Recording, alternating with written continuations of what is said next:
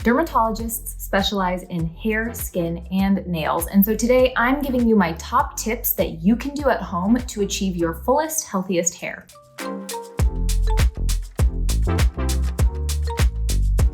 I'm Dr. Sam Ellis, and I'm a board-certified dermatologist. I'm here to help you understand your skin and find products that work for you. If that sounds good, give this video a thumbs up and don't forget to subscribe to the channel. This video is sponsored by iRestore, and I'm super happy to be partnering with them to help educate people about the value of low-level laser therapy for hair growth. I'm going to talk about the do's and the don'ts for healthy hair. Let's start out on a positive note. Let's focus on the do's. Do focus washing your scalp, not just your hair. Straight up, healthy hair starts with a healthy scalp, and if your scalp is not being properly or regularly cleansed, it's going to be more prone to inflammation, and when your scalp is inflamed, you cannot grow your healthiest, fullest hair. This also means that if you have chronic scalp inflammation like seborrheic dermatitis or dandruff, that you are using some type of shampoo or other product to really cleanse your scalp and reduce that inflammation. My favorite over-the-counter shampoo for this is Nizoral. If you want more information on that, I have an entire YouTube video on treating dandruff and seborrheic dermatitis that you should check out. My second do is use low-level laser therapy to combat hair thinning and hair loss. If you notice that your hair has gotten thinner over the years, or you look at your family members and they have thin hair, you see male pattern baldness or female pattern hair loss in your family, then bringing low-level laser therapy into your regimen is a great idea. I don't know why with skincare people are so about being preventative and they're not all about it with hair care, and they should be. If you follow me on Instagram at all and have done so over the past year, then you have seen me regularly and unabashedly wear my iRestore hair loss helmet. I think I rock it. This is an FDA-cleared, clinically proven device that is hands-free, non-invasive, and easy to use. I use the Pro device, which has 282 lasers and LEDs, which you can see on the inside of the helmet here. But the thing I really love about this is it's so convenient. So you only need to use it for 25 minutes at a time and every other day. I mean, too easy.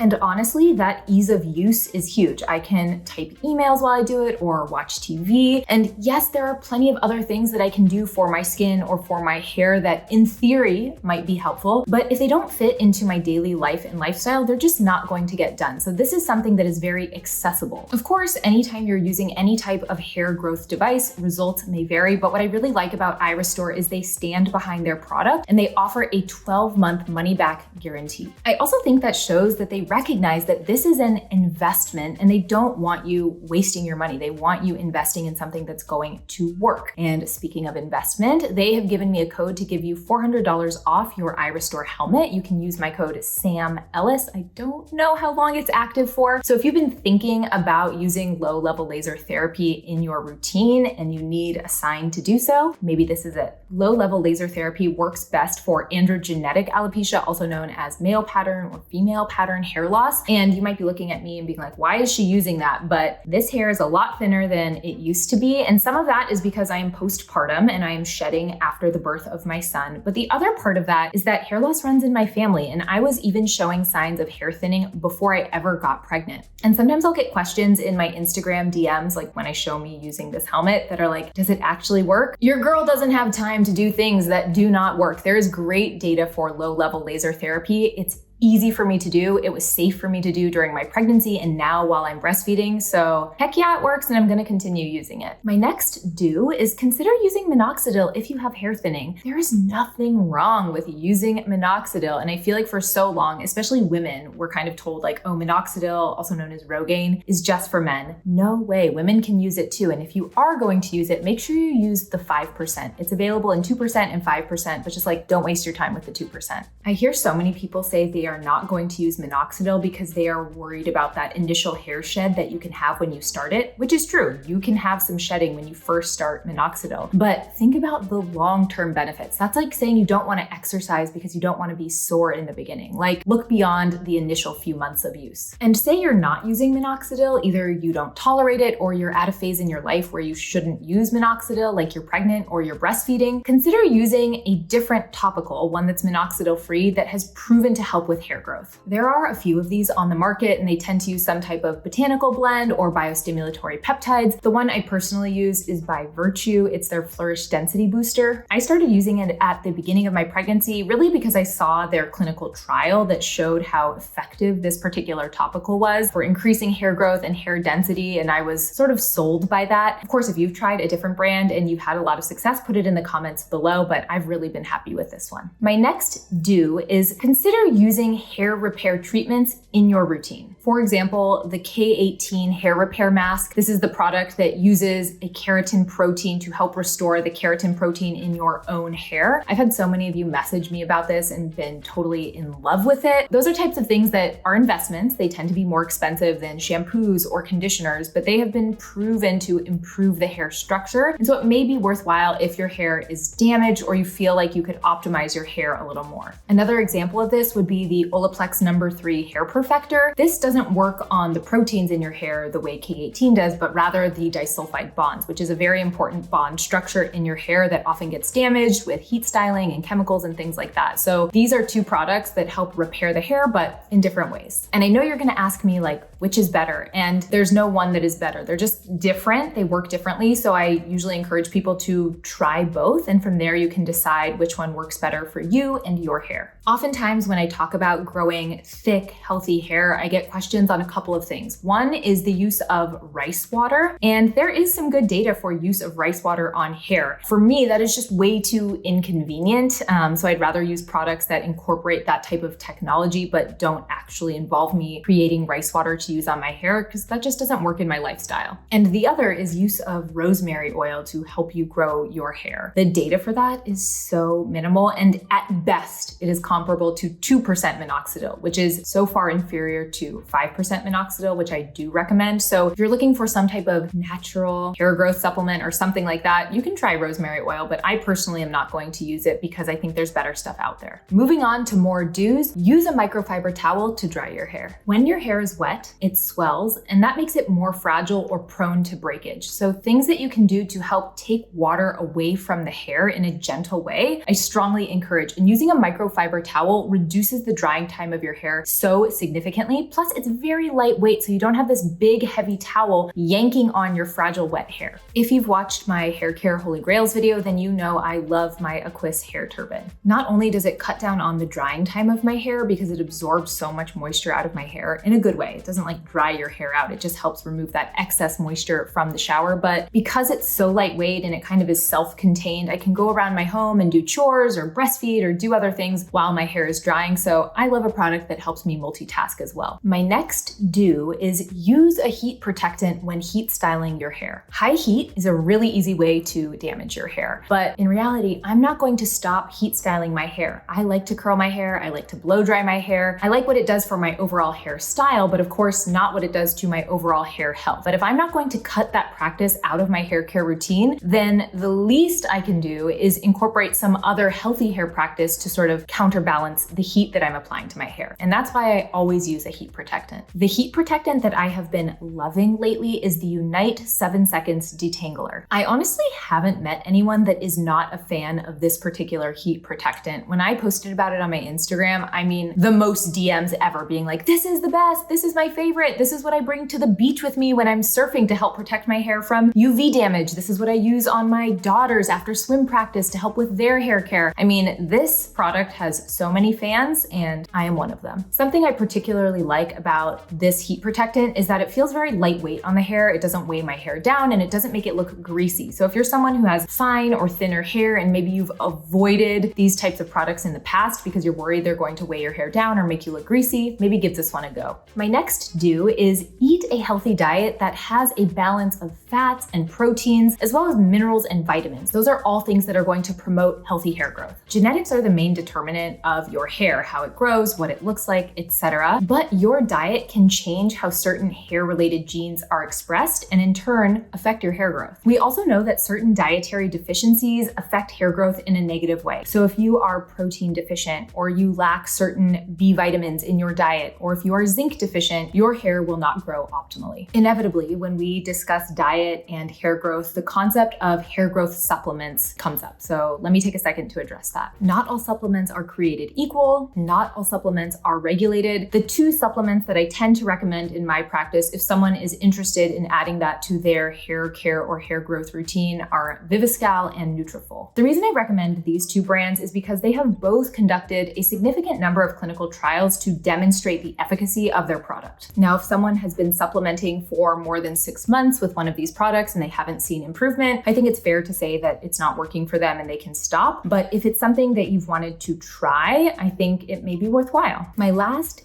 do consider sleeping on silk or using silk hair ties. The reason for this is kind of twofold. One, silk is slippery, and we know that frictional forces on hair can damage the hair, so the less friction between your hair and the pillowcase, the better. Silk also doesn't absorb as much moisture as other fabrics tend to do, and when you think about your hair, you want it to be well moisturized. You don't want your moisturizing factors on your hair getting leached into the fabrics that you're sleeping on. There are a lot of silk brands out there. I love my Slip Silk pillowcase. I bought it for myself when I was a dermatology resident, and I sleep on it every night except when it's in the wash. And when I wake up in the morning on the night that I haven't slept on my silk pillowcase, I can tell because my hair looks crazy. Okay. Let's move on to the don'ts, the things you should avoid when it comes to hair care. The first two sort of go hand in hand, and that's falling asleep when your hair is still wet or putting your hair up when it's wet. And again, that kind of goes back to what I mentioned about wet hair earlier on in this video, which is wet hair is more fragile. So if you sleep on your wet hair or you put it up, you're going to break your hair. I know sometimes you just gotta do it because of whatever else is going on in your life, and that's fine, but maybe don't make a habit out of it. The other thing to note is if you have prolonged wetness of your hair, and I'm not just talking about you left your hair down to air dry, but you put it up so it is wetter for longer than it really needs to be, you can promote fungal overgrowth on your scalp, which is not great. Another thing to avoid is excessive heat styling for reasons already stated in this video, or heat styling your hair when your hair is still damp. And I mean, of course you have to blow dry your hair when it's wet, but I'm talking about like putting the curling iron on wet hair and you see the steam come off. That is horrible for your hair. Another thing you want to avoid is playing with your hair or twirling your hair or over brushing your hair. Because as I mentioned when I was talking about silk, extra frictional forces on your hair can rough up the cuticle, which is the outer protective layer of your hair. So you want to minimize that kind of manipulation. If you want your fullest, longest, healthiest hair possible, then you also want to avoid going too long in between your hair trims. And no, it's not because chopping your hair off makes your hair grow faster. It does not. But as your hair grows out, this is the deadest part of your hair. It has been around the longest and it is the most prone to breakage. So if you get that trimmed off more regularly, you're going to be able to grow your hair out and your hair is going to be less likely to fracture in the middle. My final don't is don't underwash or overwash your hair. And it takes some practice to find that sweet spot, the frequency with which you need to wash your hair to maintain its optimal health. But if you do that, your hair will thrive. There is nothing wrong with washing your hair and scalp every day if you feel like you need that and it's not harming your hair. But for some people, if they wash that frequently, it will strip away their natural oils on their scalp and on their hair and make their hair more dry and prone to breakage. On the other hand, if you go too long in between washes, you can get an excess buildup of dirt and oil and debris on the scalp and on the hair that can lead to inflammation and less than ideal hair growth. So you kind of have to find what works for you, your lifestyle, and your hair goals. And I think that final point really speaks to the fact that everyone's hair is unique and what works for most people may not work for you. So it's all about finding your regimen, your tools, your products that work with you and your lifestyle. I'm here to give suggestions, but not everything I recommend is going to work for everyone. So if you have recommendations for what you use on your hair and you think other people might like it, put it in the comments below. And with that, I'm going to wrap up our video. Thank you so much for watching. Don't forget to like and subscribe, and I'll see you next time.